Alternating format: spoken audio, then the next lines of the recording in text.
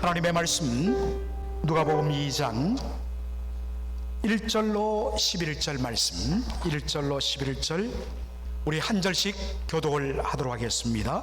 그때에 가이사 아구스도가 영을 내려 천하로 다 호적하라 하였으니 이 호적은 구레뇨가 수리뇨 충독이 되었을 때에 처음 한 것이라.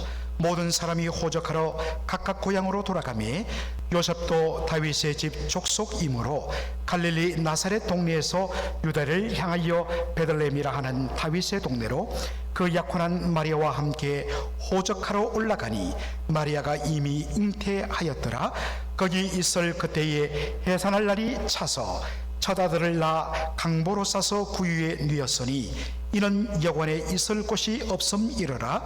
그 지역의 목자들이 밤에 밖에서 자기 양떼를 지키더니 주의 사자가 곁에 서고 주의 영광이 그들을 두루 비추매 크게 무서워하는지라. 천사가 이르되 무서워하지 말라. 보라, 내가 온 백성에게 미칠 큰 기쁨의 좋은 소식을 너희에게 전하노라. 다같이요, 오늘 다윗의 동네에 너희를 위하여 구주가 나셨으니 곧 그리스도 주시니라. 아멘. 오늘 저는 누가복음 2장 1절로 11절을 본문으로 뜻밖의 인구조사라는 제목으로 말씀을 전하고자 합니다. Unexpected Census. 참 저는 한 교회를 수십 년간 목회하다가 정년을 맞이해서 은퇴하시고 원로로 추대되는 목사님들을 굉장히 존경합니다. 우리 전수원 목사님께서 서울 우리 교회를 27년간 담임 목회하시고 그렇게 은퇴를 하셨습니다. 오늘 저는 주일 친교를 마치고 곧바로 필라델피아로 향하게 됩니다. 필라델피아 안디옥교회를 개척해서 30년 가까이 그렇게 섬기셨던 호성기 목사님, 저희 교회도 한번 집회를 하신 걸로 제가 알고 있는데, 호 목사님께서 이제 드디어 은퇴하시고 후임으로 임재영 목사님께서 담임으로 위임을 받습니다. 제 후배이기 때문에 특별히 축사와 권면을 부탁받고 달려갑니다. 참 더욱더 그분들이 존경스러운 것은 매번마다 이 절기 때마다 하는 절기 설교이기 때문입니다. 여러분, 이 크리스마스 성탄 시즌을 맞이해서 본문이 거의 정해지지 않습니까? 그것을 한 몇 년만 촘촘히 설교해도 몇 년만 하면 다 지나게 되어 있습니다.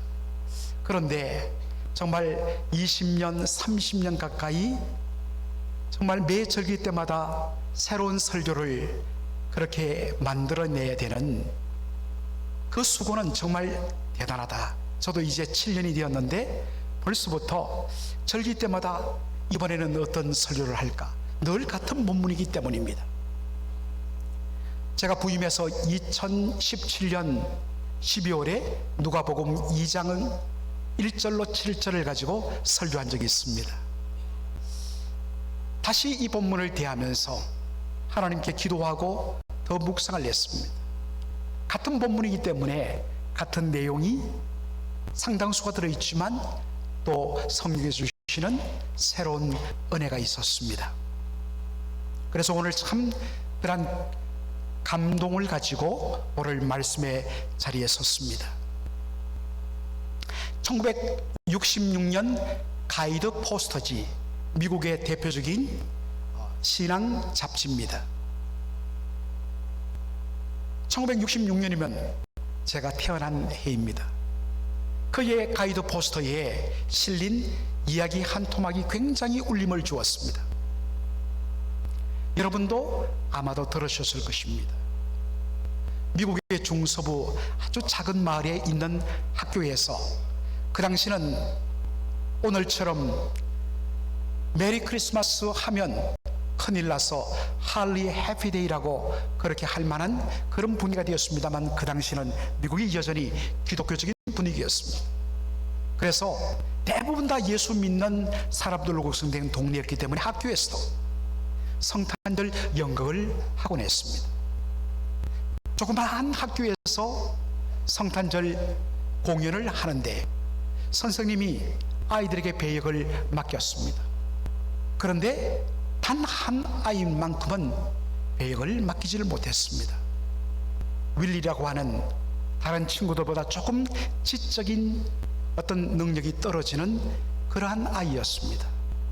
그러나 그것 때문에 이 아이를 맡기지 않으면 그 부모가 그리고 아이가 용기를 잃겠다 싶어서 고심하다가 맡긴 역할이 여관 주인 역할이었습니다. 그리고 이 아이의 지적인 형편을 고려해서 딱 대사 한마디만 하게 했습니다. 마리아와 요셉이 방을 구하러 문을 두드리면 빈방 없어요. 빈방 없어요. 영어로 말하면 no vacancy. 그리고 문을 쾅 닫는 역할이었습니다. 그래서 이 아이와 부모님이 얼마나 연습을 했겠습니까? 빈방 없어요. 쾅. 빈방 없어요. 쾅. 드디어 연극 공연한 날이 되었습니다. 동네 주민들이 다 모여들었습니다. 그리고 드디어 이제 만삭이 된 마리아를 데리고 빈방을 찾으러 여관문을 두드리는 마리아와 요셉이 나타났습니다. 그럴 때 이 윌리란 아이가 여관 주인으로 분장한 이 아이가 문을 열더니 빈방 없어요 하고 문을 쾅 닫았습니다. 뒤에 있던 선생님이 잘했다고 칭찬했습니다. 그런데 그 순간 이 아이가 혼동을 일으켰습니다. 양심이 찔리면서 다시 문을 열어 제 방 있는데 들어오실래요? 라고 하면서, 그러니까 그 다음 대사를 이 마리아와 요셉이 까먹고 우왕좌왕하면서 연극이 엉망이 되고 말았습니다. 그런데 처음에는 웃었는데 그 순간에 분위기가 완전히 감동으로 바뀌었습니다. 그 아이의 진심이 모든 사람들의 마음을 감동한 것이지요. 이것이 1966년에 영어로 가이드 포스트잇이 실렸는데 우연히 이 이야기가 전해지면서 1980년대 한 연극 작가가 이것을 무대에 올렸습니다. 그래서 은혜를 받은 사람들이 이제는 교회에서도 성탄절이면 빈방 있습니까? 라는 제목으로 연극을 그렇게 하곤 했습니다. 오늘 본문 말씀이 바로 예수님이 베들레헴에서 태어난 그 탄생을 배경으로 하고 있습니다.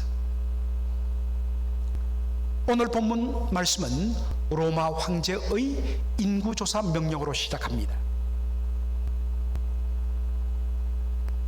그때의 가이사 아구스토가 영을 내려 천하로 다 호적하라 하였으니, 그때의 가이사 아구스토, 이것을 원어적으로 그대로 발음하면 카이사르 아우구스투스입니다.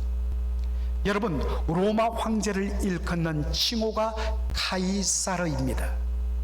여러분, 그 일제 시대에 우리가 영화를 보면 종종 그 카이젤 수염이란 걸 여러분 보신 적이 있죠. 독일에서 시작된 수염이 위로 이렇게 올라가 있는 이 카이젤 수염, 바로 카이젤이란 말이 독일어로 황제라는 말입니다. 카이사르에서 나왔습니다. 카이사르 아우구스투스, 원래 그의 이름은 가이우스 율리우스 옥타비우스였습니다. 바로 율리우스 시저의 조카이기도 했습니다. 그가 BC 31년 악티움 해전에서 반대파들을 다 무너뜨리고 로마를 장악했습니다.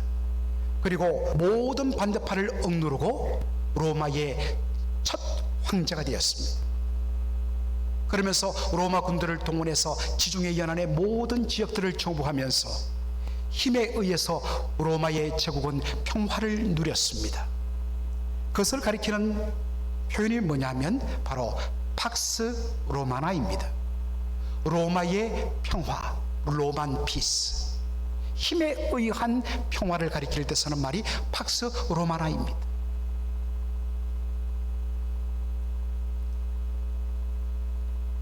모든 로마 제국을 평정한 이 카이사르 아우구스투스, 그래서 원래는 옥타비우스인데 그에게 존엄한 자라는 이름을 가진 아우구스투스라는 이름을 부여한 것입니다. 그가 인구조사를 명령합니다. 여러분, 왜 인구조사를 했을까요? 내가 다스리고 있는 로마 제국이 얼마나 많은 백성을 가지며 얼마나 많은 세금을 거둬들이는 부강한 나라이며 얼마나 많은 군대 자원을 가지고 있는 나라인가를 세계 만방에 과시하기 위해서 한 것이 뭐냐? 인구조사였습니다. 우리 성경에는 호적하라 명하였다라고 되어 있는데 영어 성경을 보면 센서스, 인구조사라고 정확하게 번역이 되어 있습니다. 그리고 누가복음 2장 2절을 보면 이 인구조사를 명령한 때를 말합니다. 이 호적은 구레뇨가 시리아 총독이 되었을 때 처음 한 것이라. 로마 귀족이었던 퀴리니우스라는 사람이 시리아의 총독으로 부임한 때가 언제냐? BC 4년, 주전 4년이었습니다. 바로 그때에 이 인구조사가 시작되었고 바로 그때에 예수님이 태어나신 것입니다. 그런데 이때 명령 내려진 인구조사의 방식이 very unexpected, 매우 이상 밖의, 기대 밖의 그러한 방식이었습니다. 자, 누가복음 2장 3절을 볼까요? 모든 사람이 호적하러 각각 고향으로 돌아가며, 여러분 여기에 고향으로 돌아가서 호적을 한다, 자기가 태어난 곳으로 가서 호적을 하라, 인구조사라는 말이 아니었습니다. 누가복음 2장 4절로 5절에 보면 이렇게 말합니다. 요셉도 다윗의 집 족속이므로 갈릴리 나사렛 동네에서 유대를 향하여 베들레헴이라 하는 다윗의 동료로 그 약혼한 마리아와 함께 호적하러 올라가니 마리아가 이미 잉태하였더라 라고 되어 있습니다. 요셉은 다윗의 후손입니다. 다윗의 고향은 베들레헴입니다. 요셉이 다윗의 족속으로서, 후손으로서 바로 베들레헴으로 인구조사를 받으러 갔다는 것은 무엇을 말합니까? 이번에 실시한 인구조사 방식은 자기가 살고 있는 동네 사무소에 가서 인구조사를 받는 것이 아니라 자신의 고향의, 자신의 조상의 고향으로 돌아가서 인구조사를 받는 독특한 방식이었습니다. 그런데 여러분, 요셉은 지금 어디에 살고 있습니까? 북쪽의 갈릴리 나사렛에 살고 있습니다. 반면에 그의 조상 다윗의 고향은 어디냐면 남쪽에 있는 유대 땅 베들레헴입니다. 거기까지 걸어가는데 중간에 뭐가 있습니까? 사마리아 땅이 있습니다. 사마리아는 혼혈 족속의 땅이기 때문에 그 땅을 밟으면 더러워진다고 해서 갈릴리 사람들이 남쪽의 유대 땅 예루살렘으로 갈 때 어떻게 갔지요? 바로 갈릴리 호수를 건너서 요단강을 쭉 따라 내려오다가 그 다음에 다시 강을 넘어서 예루살렘으로 거슬러 올라갔습니다. 그러다 보니까 북쪽의 갈릴리 나사렛에서 남쪽의 유대 땅 베들레헴으로 가기 위해서는 걸어서 10일길이 되는 것입니다. 그런데 문제는 무엇입니까? 혼자라면 문제는 아닌데 이미 만삭이 된 마리아를 데려가야 했습니다. 여기 보니까 마리아가 이미 잉태한지라 우리 한글 성경에는 지금 아이를 가진 상태인 것으로 그렇게 번역이 되어 있습니다만은 영어 성경 보면 어떻게 되어 있습니까?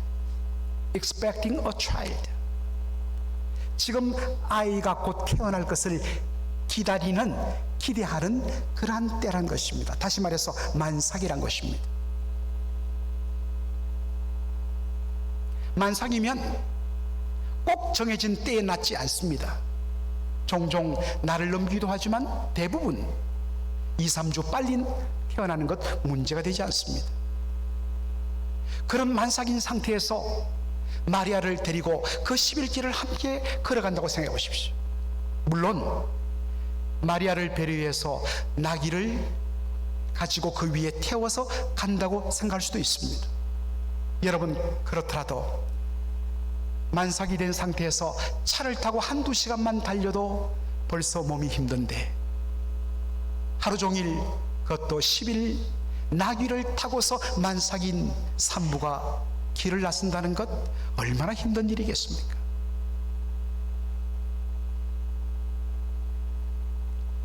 여러분께 한 가지 질문을 드립니다.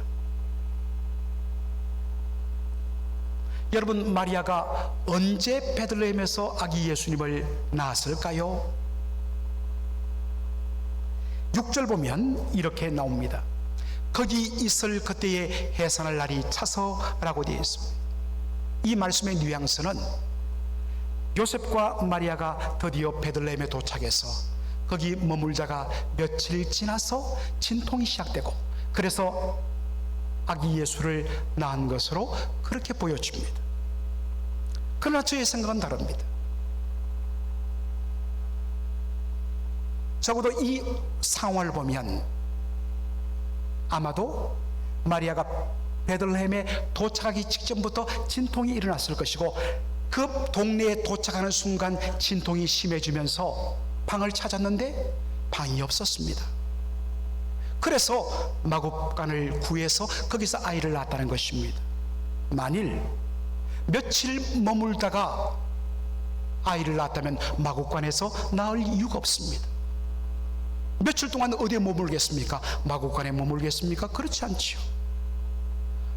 방을 구했다면 그 방에서 그렇게 편안하게 아이를 낳았을 것입니다. 그런데 마구간에서 아이를 낳았다는 것은 막 진동이 시작됐는데 방을 구할 수 없어서 하는 수 없이 어떤 사람에게 부탁해서 마구간이라도 빌려달라고 해서 거기서 아이를 낳았다는 것입니다. 여러분, 여기서 한 가지 짚을 것이 있습니다. 그것은 누가복음 2장 7절에 있는 표현입니다. 이는 여관에 있을 곳이 없음이로라. 왜 요셉과 마리아가 마구간에서 아기 예수님 낳았고 강보에 사서 그 아이를 구유 위에 누였는가? 이는 여관에 있을 곳이 없음이로라. 많은 분들이 이 말씀을 이렇게 생각합니다. 수많은 사람들이 베들레헴으로 인구조사를 받으러 몰려들면서 여관 빈 방이 하나도 없었다. 그래서 우리가 지나가다 보면 방이 꽉 찼습니다면 No vacancy 라고 그렇게 네온산이 붙어 있지 않습니까? 빈 방 없습니다. 그런데 여러분, 성경 고고학자들의 연구에 따르면 지금부터 2000년 전 베들레헴은 몇 명이 살았을까?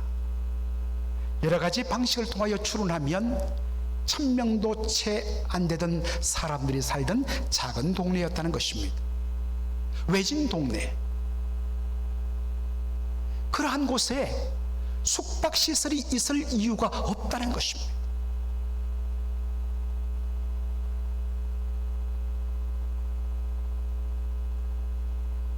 그런데 성경은 마치 베들레헴에 여관이 있었고 여관에 있을 방이 없었어. 그래서 No room for them in the inn. 그 여관에는 이 두 사람을 위한 어떠한 방도 없었다 라고 그렇게 되어 있습니다. 여러분, 이것을 우리가 어떻게 해결하면 좋을까요?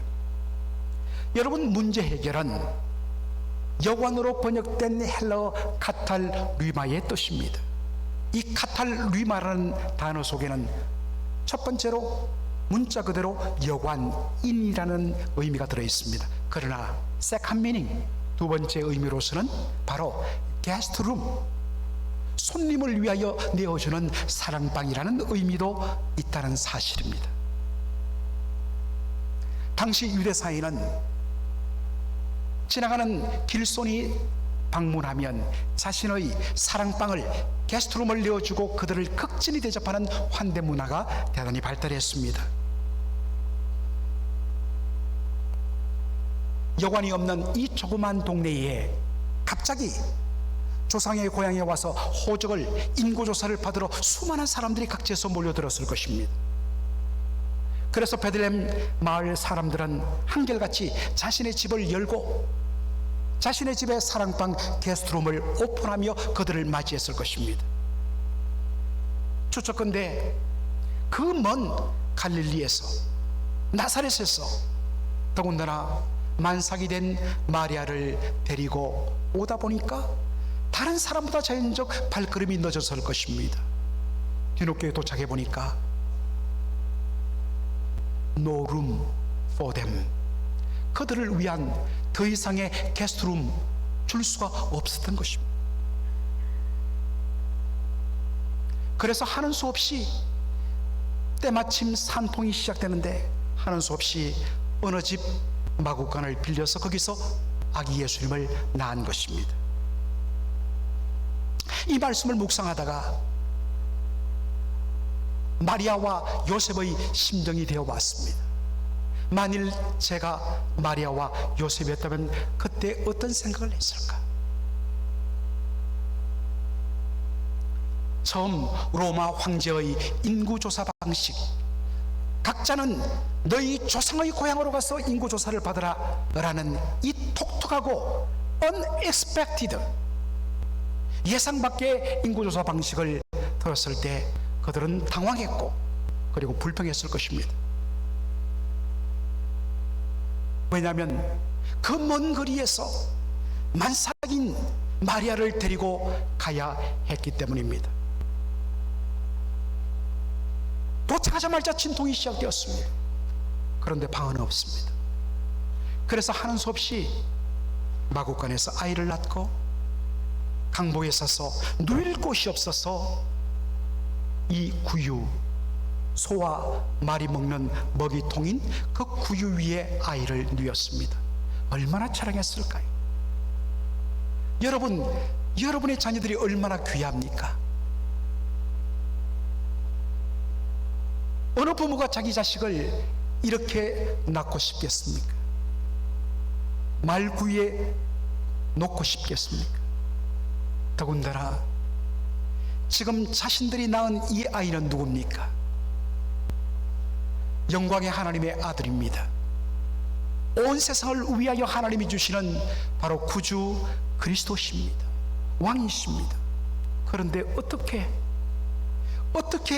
이렇게 아이를 낳을 수 있단 말인가? 그들은 너무나 속이 상했을 것입니다. 그런데 시간이 지나서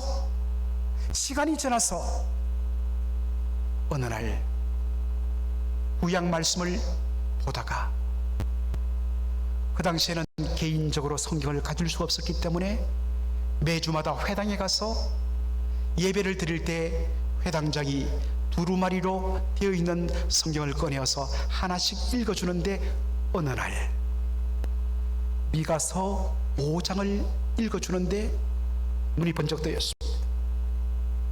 미가서 5장 2절 보면 이렇게 말씀합니다. 다 같이 한번 읽어볼까요? 베들레헴 에브라다야, 너는 유다 족속 중에 작을지라도 이스라엘을 다스릴 자가 내게로 나올 것이라. 그의 근본은 상고의 영혼에 있느니라. 하나님께서 예수님 탄생 전 700년 전 이사야와 같은 시대에 활동했던 미가 선지자에게 주신 말씀, 메시아가 어디에서 태어난다고요? 유대 땅 베들레헴에서 태어난다고 말씀하셨습니다. 그런데 지금 아기 예수님을 낳을 요셉과 마리아는 어디에 살고 있습니까? 바로 갈릴리 나사렛에서 살고 있습니다. 만일에 로마 황제가 인구조사를 보통 방식으로 각자는 동네의 사무소에 가서 인구조사를 받으라 했다면 그들은 편안하게 한 20-30분 걸어서 사무소에 들러서 인구조사를 마치고 산통이 와서 집에 돌아와서 편안하게 출산을 했을 것입니다. 그러면 어떻게 되겠습니까? 만일 그렇게 되었다면, 이런 이상한 인구 방식, 조사 방식이 없었다면 미가서 5장 2절의 말씀은 결코 성취되지 않았을 것입니다.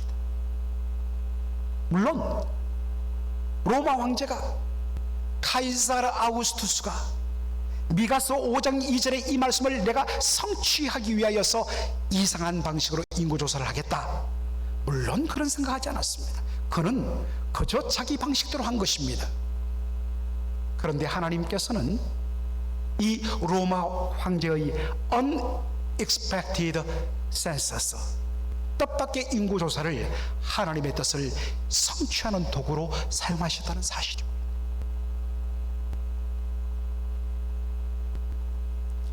지난번에도 말씀드렸습니다만 출애굽한 이스라엘 백성들, 하나님께서 유월절 어린 양의 피로 말미암아 10번째 재앙으로 애굽의 전역을 심판하심으로 말미암아 그들은 엑소더스, 출애굽했습니다. 종되었던 애굽 땅에서 해방되었습니다.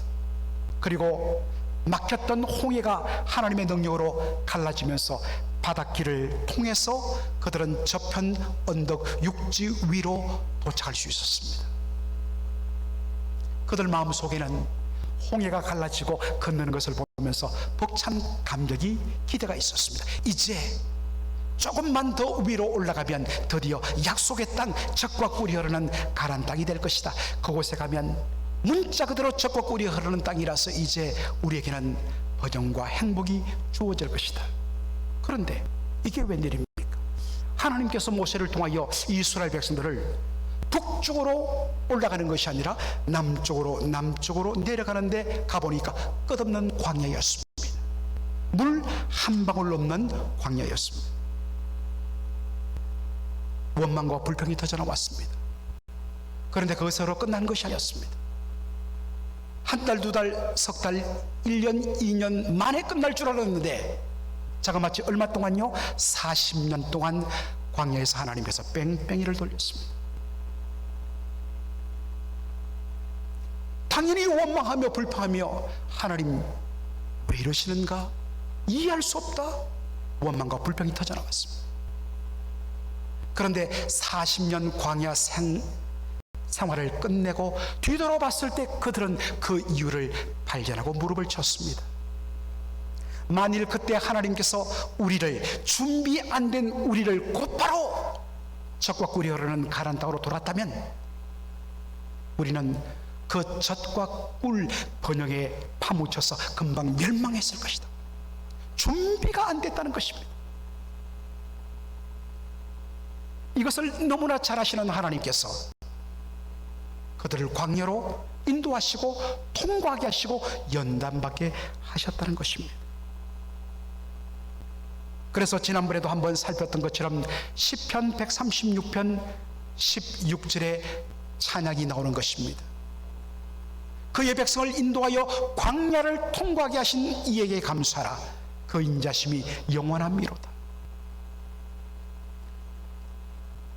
시편 136편은 시편 100편과 더불어서 추수감사주일에 가장 많이 설교되는 본문입니다.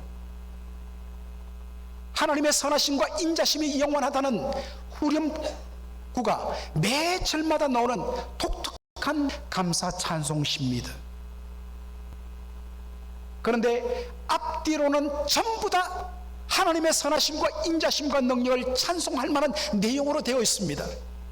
유일하게 16절 하나만이 그의 백성을 인도하여 광야를 통과하게 하신 하나님, 그분께 감사라. 여러분, 세상에 어느 부모가 자기 자식을 고생시키려고 정말 불구덩이 속으로, 광야 속으로 인도할 부모가 어디 있겠습니까?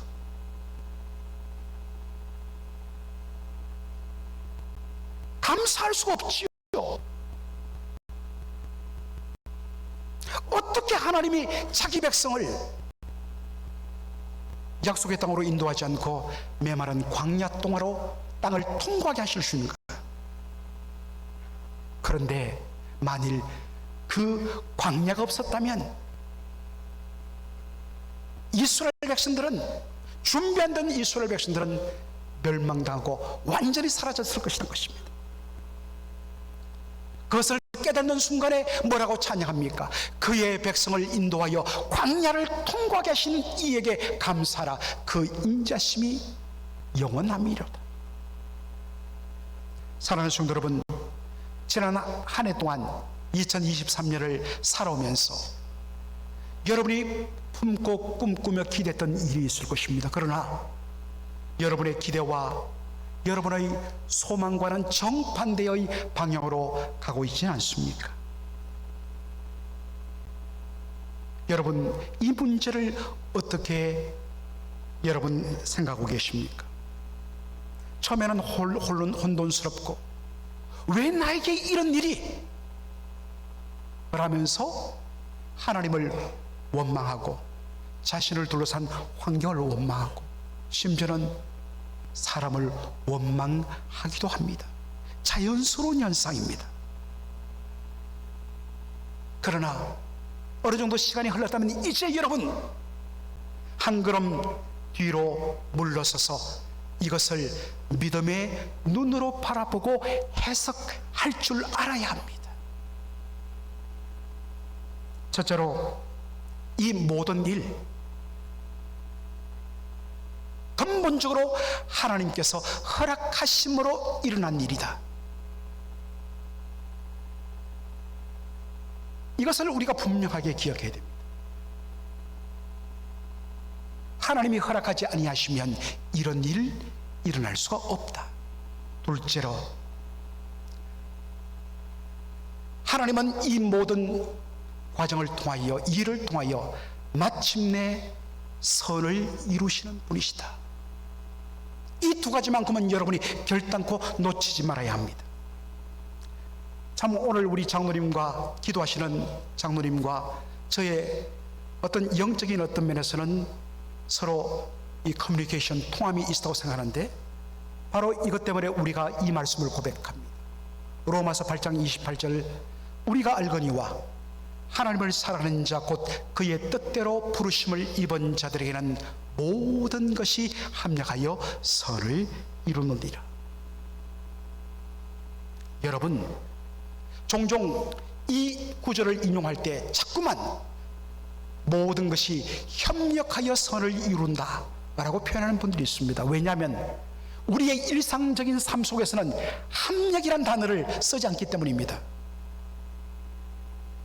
그러면 협력이라고 해도 비슷한 뜻 때문에 문제는 없을 것인데 왜 굳이 성경을 번역하는 사람들은 우리가 쓰지도 않는 어려운 용어 합력하여 선을 이룬다고 할까요? 여러분 코퍼레이션 협력은 뭡니까? 내가 다른 사람과 함께 심지어는 하나님이 나와 함께 일하는 것입니다. 그러나 합력은 뭡니까? 하나님께서 우리에게 일어나는 모든 그런 시츄에이션과 모든 일들을 하나님이 work together 하나님의 방법으로 함께 사용하여서 최종적으로 하나님의 선을 이루시고 우리를 복되게 하시는 전적으로 하나님이 주권적으로 이 모든 것들 이 모든 일에는 내가 피하고 싶은 일들 만나고 싶지 않았던 일들 너무나 고통스러웠던 일들 왜 나에게 이런 고통이 왜 나에게 이런 질병이 왜 나에게 이런 만남이 이런 나쁜 일이 라고 우리가 지워버리고 버리고 싶었던 그 일까지도 포함하는 모든 일 하나님은 당신의 능력과 실력으로 이 모든 것을 워킹 투게더를 사용하여서 뭐를 이루신다고요? 선을 이루시는 분이란 사실입니다. 거기는 우리가 없습니다. 오직 하나님께서 주도하시는 하나님 그분만이 영광을 받을 뿐인 것입니다. 여러분 이 작업을 해야 합니다. 시간이 흘렀습니다. 올해 마지막을 이제 맞이하면서 지난 시간을 여러분 반추해 보십시오. 많은 경우 그래서 하나님이 이런 일을 허락하셨구나. 나로 광야를 통과하게 하신 하나님을 찬양합니다. 그러면서 여러분 여전히 해결되지 않는 아직도 과정에 있는 분이 있습니까? 하나님 그 모든 것이 합력하여 선을 이루게 하시는 하나님인 줄로 나는 믿는다 담대하게 믿음으로 선포하시는 저와 여러분 되기를 주의 이름으로 축원합니다. 아멘. 살아계신 우리 아버지 하나님 은혜와 사랑을 감사드립니다. 오늘 이 복된 주일에 우리 주 예수 그리스도 이 땅에 오시는 놀라운 은혜의 감격의 고백이 저희들 심령 속에 있게 하여 주심을 감사합니다. 정말로 너무나 어려운 형편에 있던 요셉과 마리아, 왜 우리에게 도무지 기대치도 않았던 뜻밖의 인구조사 방식이 명령되어졌느냐? 처음에는 그것이 너무나 힘들고 그 고통스러운 불편한 몸을 이끌고 더군다나 방 없는 그곳에 가서, 뒤늦게 도착함으로 방이 없는 그곳에 가서 마구간에서 아기 예수를 낳았던 그 답답함과 그 원통함과 이해할 수 없는 상황 속에서 마침내 주께서 눈을 열어주셔서 그 인간의 일을 통하여 하나님의 뜻을 이루기 위하여 일하시는 하나님의 합력하시고 선을 이루심을 발견하고서 찬송과 영광을 돌렸던 것처럼, 아버지 하나님, 지금 우리 가운데도 여러 가지 아픔을 겪었고 이해할 수 없는 힘든 상황 속에 있는 사랑하는 성도들, 이제는 우리의 마음을 허리띠로 동이고 정신 차리고 믿음으로 하나님 중심으로 모든 것을 해석하며 하나님께 온전히 영광을 돌리며 이 일로 인하여 도리어 하나님을 찬양하는 놀라운 믿음의 열매가 저희들에게 맺힐 수 있도록 축복하여 주시옵소서. 예수님의 이름으로 기도하옵나이다. 아멘.